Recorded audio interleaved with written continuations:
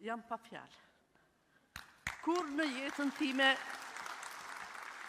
nuk janë dirë më e emocionuar se sonte këtu, në zemrin e Europës, në Tiranën e bukur, në këtë manifestim magjik që na keni mbledhur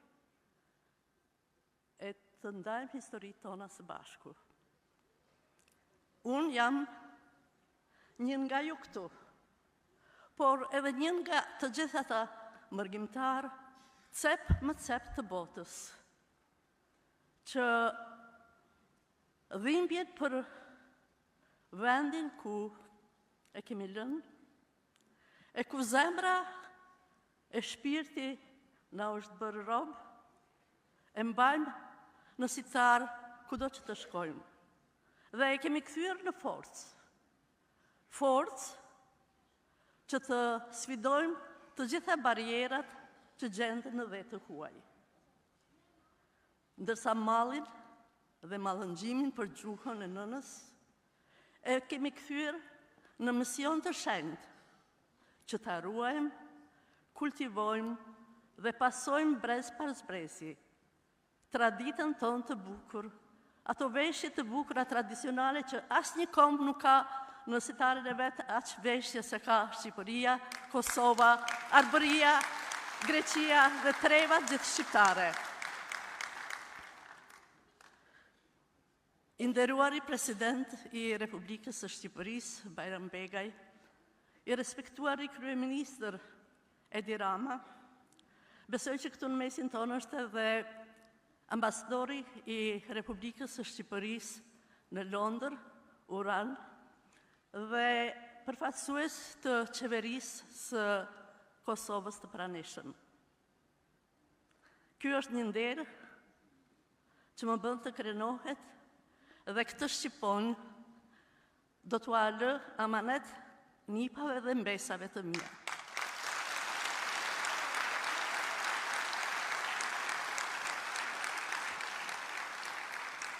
U emocionova sot edhe nga himni që jehon kudo në trojet shqiptare ku janë shqiptarët. U emocionova edhe nga kënga e globit.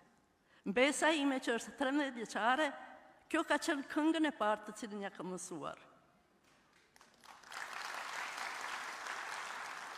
E në fundjavën e ardhshme, ajo, bashkë me shqiptarët nga të gjitha trojet, si dhe skocezet, portugezet dhe të nacionaliteteve të tjera, me ansamblin ngjyrat e jetës, do të përfaqësojnë e luajnë vallën e Bareshës në teatrin mbretëror në Glasgow si pjesë e festivalit më të madh të kërcimit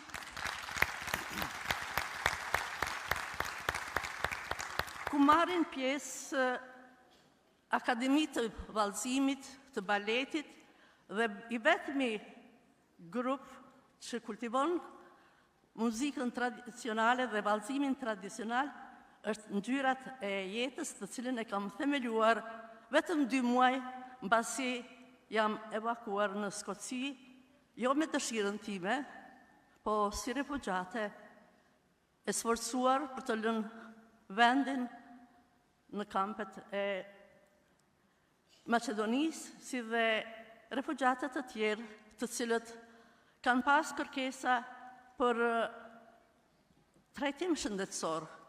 Në mesin e tyre ka pasur edhe të tillë me plumba në trup që nuk kanë gjetë shërim në spitalet e Shqipërisë. Shfrytëzoj rastin që në emër të gjithë kosovarëve t'ju falenderoj nga thellësia e shpirtit për gjithë ato dyer e zemra të hapura në Shqipëri e Maqedonisë. Faleminderit Rema.